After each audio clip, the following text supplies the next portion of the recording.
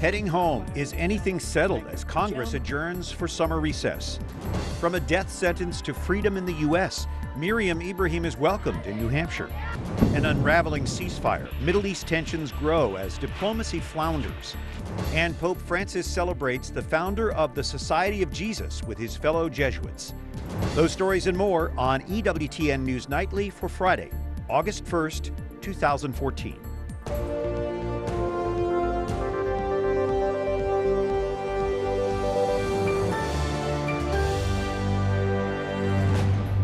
Good evening from Washington, D.C. Thanks for joining us. I'm Brian Patrick. Looking at your news now, votes expected late today on Capitol Hill, despite what was supposed to be the first day of summer recess. House members have been pushing to revive a bill to address the border crisis. Wyatt Goolsby's at Capitol Hill tonight with the latest. Wyatt? Yes, Brian, GOP leadership has been spearheading a revised bill that will step up security along the border. It also could potentially pave the way for deporting thousands of undocumented minors arriving in the U.S. At this point, though, Congress will go into recess without that bill being passed into law. The House works to get the votes for a nearly $700 million border bill today, but so far, no luck. Meanwhile, an alternative bill to help address the border crisis died in the Senate on a procedural vote last night. The bill would have also included money to fight wildfires and to bolster Israeli defense. Because that bill failed, the Senate today rushed through a separate bill that would provide more than $200 million to restock Israel's missile defense system, which has been shooting down rockets from militants the last 3 weeks. Even with the current gridlock, the Senate did easily pass a $16 billion bill that will overhaul the Department of Veterans Affairs. Excessively long waiting lines at medical facilities and management problems at local facilities have plagued the agency, which serves millions of veterans across the country. At the height of the summer construction season, the Senate approved a bill to prevent a cut in federal highway and mass transit, an additional $10.8 billion from the Treasury, enough to keep it funded through May. Both the highway construction bill and the VA bill now go to the president for his signature. President Obama has also said he will do what he can to address overall immigration reform. White House officials say they are already shifting resources to the border to help. Brian? All right, our Wyatt Goolsby at the Capitol tonight, and Susan Crabtree joins us now, the White House correspondent for the Washington Examiner. Thanks for being with us. I want to start out with President Obama's reaction to what's going on in the House. Listen. House Republicans, as we speak, are trying to pass the most extreme and unworkable versions of a bill that they already know is going nowhere, that can't pass the Senate, and that if it were to pass the Senate, I would veto. Well, that's not very promising, Susan. What do you think of all this? Well, I think, there's a lot of blame on both sides here. The president obviously is focusing his blame on the Republicans, but Senate Majority Leader Harry Reid, as you know, tried to attach the entire comprehensive immigration reform that was passed the Senate last year on a bipartisan vote to this emergency border bill. This was supposed to be a focused bill that was going to be solving the border crisis. And so the Republicans, for their part on the House side, are focusing on border security and swiftly trying to move and the judicial proceedings for these children. So it's philosophical difference between the two, and they're both so far apart that both sides are to blame. It seems like this has been going on forever, but it's never been quite this bad. How did we get to this point of gridlock? That's a really good question. Well, when I first came here 20 years ago, it wasn't this bad. But what we've seen over the last few years is that there were certain perks that the House leadership could offer, like earmarks. Those things were taken away. So there's less incentive for the rank and file to work with the leaders, so there's less control of the schedule. That's number one. So then you had the Obamacare, which, as you saw a couple Augusts ago, you had those town halls that really rallied, people, just the Tea Party movement started, and that created a lot of dissension between the two parties. And so you really can, from that moment on, see that there was more independence from the rank and file in the House Republicans and Republicans in general. One other thing that developed this morning, Eric Cantor, who finished his term as House Majority Leader yesterday, stepping down, now says he wants a special election so his successor can immediately go into Congress from Virginia. Is there political strategy behind that? Oh, definitely. You never want to be that guy, though, who's kicking around, who used to be the former leader. Right. But the political strategy has that Dave Bratt, it's a strange thing. Dave Bratt, who he won, he was the Tea Party challenger who surprised and won. He beat Cantor. He beat Cantor. He's going to hand him more power by having a special election and letting him be the incumbent, having more time in office. That gives him an edge against the Democrat this fall. Doesn't that cost a lot of money to have a special election? Well, Cantor's saying it's not going to cost any more money than it would otherwise. But it does cost. Terry McAuliffe, the governor of Virginia, has to determine. And we will see. I'm sure if it's going to cost extra, we will hear from him. Yeah, he's a Democrat. He's a Democrat, right. All right. Well, Susan, the Examiner obviously covers the White House. What do you see happening from here now that Congress has gone into recess? What do you see happening at the White House? We already hear a strategy from President Obama today. He laid it out very clearly. He's going to be planning on taking executive action on immigration. He's going to be trying to lower the number of deportations that the current law allows. And that could be anywhere from 4 to 8 million. He's saying if the Congress is so gridlocked that they will refuse to act, they're practically endorsing him and giving him the power to take unilateral action on his own. A little bit of a scary time. Thanks for joining us tonight, Susan. Thanks for having me. Some of the other stories our EWTN News Nightly team has been covering in today's world.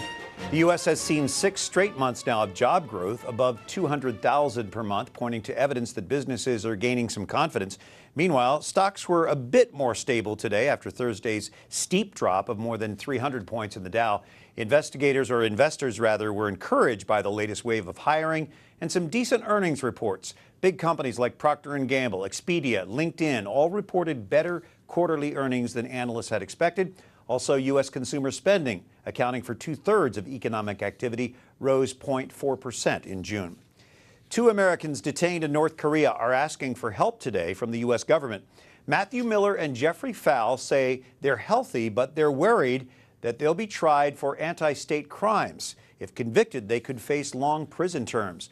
Fowl showed Associated Press reporters a handwritten letter summarizing his experience. He says he is in trouble for leaving a Bible in the North Korean city of Gyeongjin. My aim is to get that message out to as many people who hear it to help us come home, the Americans that are held here, so that if somebody's unable to come to Pyongyang, then they can get a copy of that and understand a little bit of what's going on here. I need people's help. I need everybody's help that I can get. A third American in custody, Kenneth Bay, said in a separate interview that his health is in jeopardy and that he feels left behind by the American government. His family is calling on President Obama to take urgent action. 2 American aid workers sick with the Ebola virus are being flown from West Africa to an Atlanta hospital for treatment. A small private jet outfitted with a portable tent designed for transporting patients with highly infectious diseases is being used. The plane can only carry 1 patient at a time. Meanwhile, Americans are being warned against travel to Guinea, Liberia, and Sierra Leone. The Ebola outbreak in West Africa has killed more than 700 people now. The governments there are joining forces with the World Health Organization to coordinate their response to the Ebola outbreak. They say they need to mobilize more doctors and nurses and improve coordination and official preparedness against the virus. Despite the threat of ongoing nearby warfare, international investigators are back at the crash site of Malaysia Airlines Flight 17. They say they've got more than 60 experts with them today, including Dutch and Australian investigators. They're working to recover the last of the victims' remains and some of their belongings. A spokesman for the group describes how challenging their work is fighting rages on in eastern Ukraine. When we were out there were huge explosions going off about 20 kilometers away. And just this evening when we had our presser downstairs here, a journalist came up to us and said, well, you wouldn't believe what happened, but as we were leaving the site, we had pretty much bombs raining down upon us. So it's very, very tricky. We're hoping that our kind of, our custom-made ceasefire that gives us a type of protective cocoon, if you will endure and allow us to do that movement in and out for as many hours a day as is required. The inspectors say they are finding previous unchecked areas of the debris field. Flight 17 crashed more than 2 weeks ago now near eastern Ukraine's border with Russia.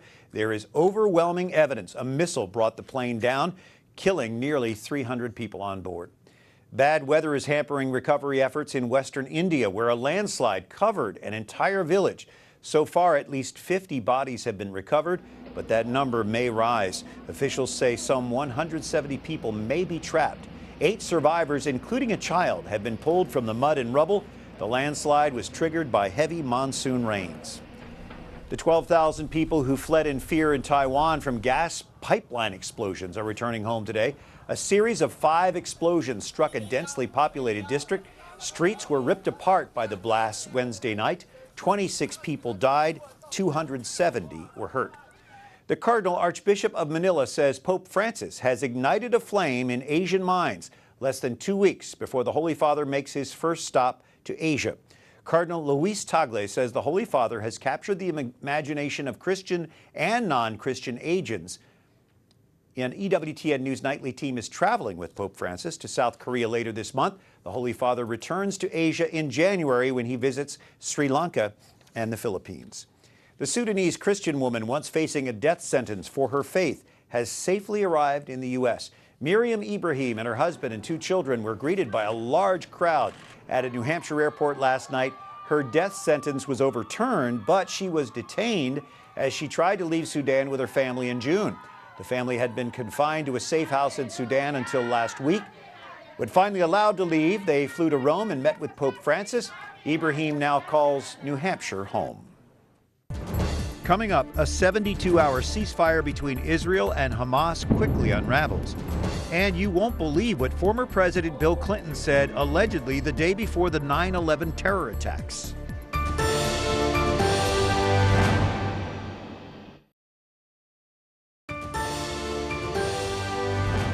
On Friday, August 1st, thanks for joining us for EWTN News Nightly. I'm Brian Patrick, and a U.S.-brokered ceasefire in Gaza quickly unraveled this morning. Violence erupted almost immediately in and around the southern town of Rafah. 35 Palestinians were killed by Israeli shelling. Now the Israeli military is saying one of its soldiers may have been abducted. Israel and Hamas have accused each other of breaking this latest ceasefire. In today's attack on our forces, an attack that was in total and complete violation of the ceasefire that had been put on the table by the United Nations, a ceasefire Israel was honoring.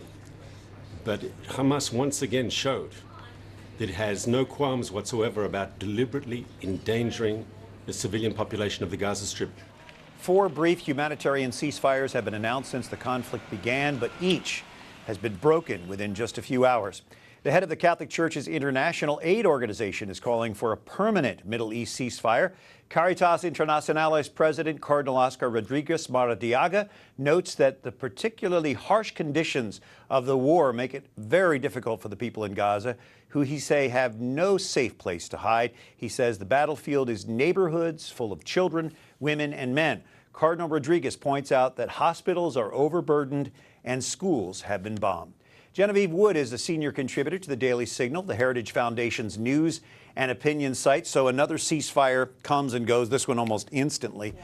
Is there any hope for progress? And if so, what is it? Well, there's not a lot of hope, I'll be quite honest with you. I mean, this is the 3rd time since 2008 that we've had this conflict arise over here. And I think in this particular case, I think it's fairly clear that Hamas was the one who did not respect the ceasefire. And look, they don't expect to win this in the long haul, not militarily. They can't. But what they do know is they can continue to build up Israel looking as though they are bullying them and trying to really build up other enemies against Israel and wear out the rest of the world who is standing on Israel's side. That's their long-term goal. Is it working?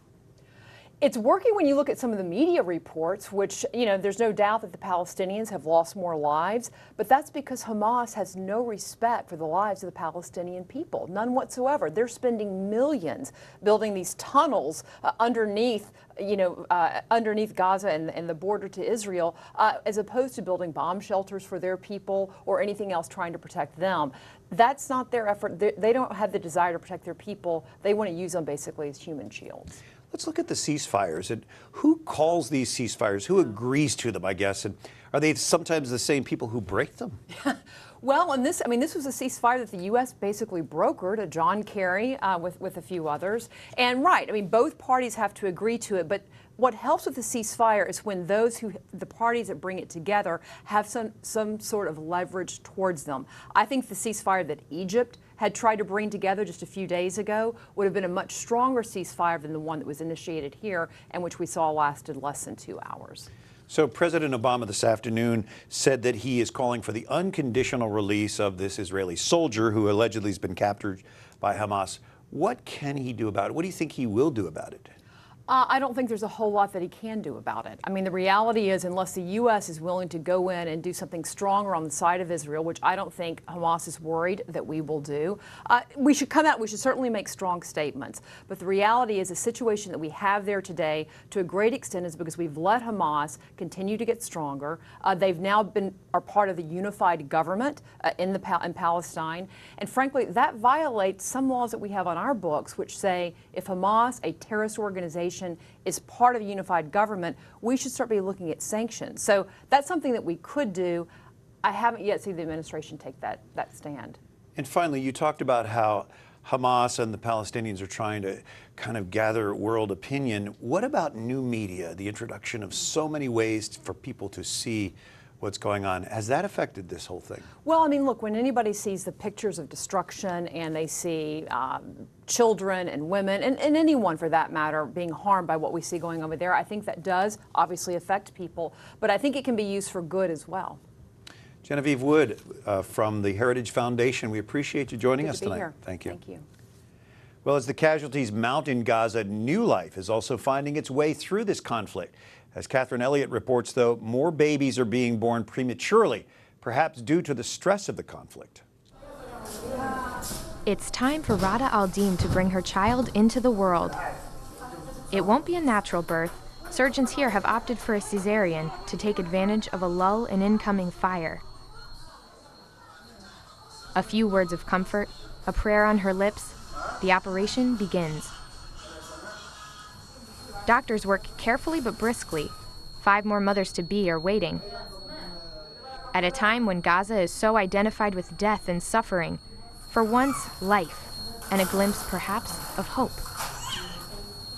A boy, 8 pounds, 2 ounces, is named Faraz, a little boy with an uncertain future. For many newborns in Gaza, this is their new home, for now. Life hangs in the balance here. With a close eye and the reassuring sound of a machine, a loss of power and the result could be disastrous. Doctors say the stress of war has triggered a sharp rise in premature births, meaning more babies have to fight to stay alive in Gaza. 2 days later, it's off to Faraz's grandmother's house. He arrives, but without the typical fanfare. I am happy, but our joy should have been much greater, Rada Al-Din says. With so many dead and all the things that happened to us, it wouldn't be right. But we hope that his birth is a sign of good things and the start of a new dawn. Faraz meets his sister Rahaf and brother Arafat. The inquisitive 3-year-old has many questions. Where are his feet and hands? Arafat asks. A family united and growing, despite warfare in Gaza. Catherine Elliott, EWTN News Nightly. Thank you, Catherine. Life is certainly beautiful. Well, cancer is plaguing a growing number of Ground Zero first responders and rescuers. The New York Post reports the number of cancer cases in this group has doubled since last year.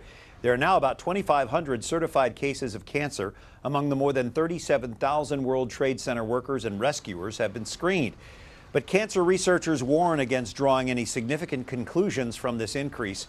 A World Trade Center health program provides care and monitoring for those affected. And a newly released audio tape allegedly recorded just 1 day before the 9/11 attacks reveals a startling remark by former President Bill Clinton. An Australian broadcaster just released this tape. Listen to Clinton apparently telling a group of business leaders that he could have killed Osama bin Laden years earlier but didn't.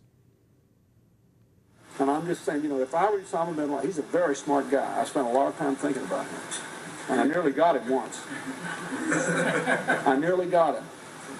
And I could have killed him, but I would have had to destroy a little town called Kandahar in Afghanistan and kill 300 innocent women and children.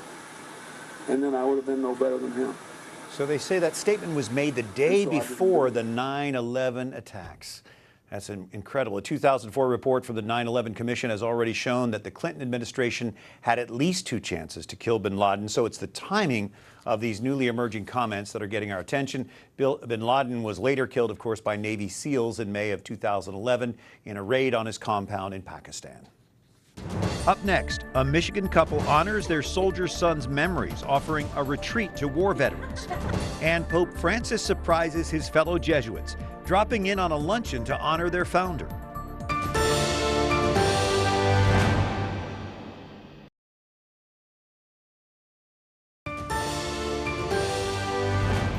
Thank you for joining us on this Friday evening. I'm Brian Patrick for EWTN News Nightly. Supreme Court Justice Ruth Bader Ginsburg is defending a Supreme Court decision that puts her at odds with some women's rights groups. Ginsburg said the court's unanimous ruling in June striking down the 35-foot buffer zone outside Massachusetts abortion clinics was a good decision. She says it balances the rights of access to the clinics and the free speech of those opposing abortion. Ginsburg joined the court's other liberal justices and Chief Justice John Roberts to strike down the buffer zone on narrower grounds than the other more conservative justices wanted. Massachusetts officials said the 35-foot buffer zone was needed to keep patients and staff safe. Well, what's old is new again in medical care. House calls are making a comeback thanks to new apps that let you sign up with the service to get a doctor to come to your home if you or a loved one is sick. The high-tech healthcare is being dubbed telemedicine, and the American Medical Association says it can be useful for patients. Well, so many families experience pain and suffering. Our Catherine Zeltner shares the story of one family turning grief into action. Orchard Lake, the perfect backdrop for a family vacation. Richard Dunkley brought his for the week. The cost? Nothing, because he already paid. They're saying thank you in the way that they know how, by inviting us into their home. They are Terry and Jan Blumberg. Their son, Army Sergeant Trevor Blumberg, was killed while fighting in Iraq. When we received the benefits and we thought, we can't keep this, we've got to do something with it. Mindful of Trevor's request that they take care of his guys and his dog Scrappy, the Blumbergs channeled their grief into action, building a bed and breakfast in northern Michigan. Affectionately called Blum's Landing in honor of Trevor's nickname, they live here year-round with Scrappy, who's now 12. But they're rarely alone. Any member of the military who served post-September 11th is welcome to stay at Blum's Landing, free of charge. There's joy every time we have someone come in here. Richard Dunkley earned his stay by serving with the Army in Afghanistan. They're very family-oriented, and they just treat you like family. As if you were their own son. You need that. Catherine Zeltner, EWTN News Nightly. Thank you, Catherine. We're grateful to all of you who have served. What a beautiful way to show that gratitude. And thank you for watching tonight and for joining us all week long. We're on 5 nights a week, so we'll see you on Monday. Until then, like us on Facebook, follow us on Twitter, watch anytime you like on EWTN's YouTube page. For all of us here at EWTN News Nightly, I'm Brian Patrick. And we leave you tonight with some great pictures from yet another Pope Francis surprise drop-in.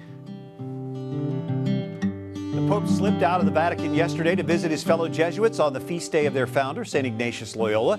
He was driven down the block to the Jesuit headquarters in his Ford Taurus. Francis apparently decided at the last minute to join the luncheon. There were many smiles as the Jesuits celebrated their founder and the first Jesuit Pope.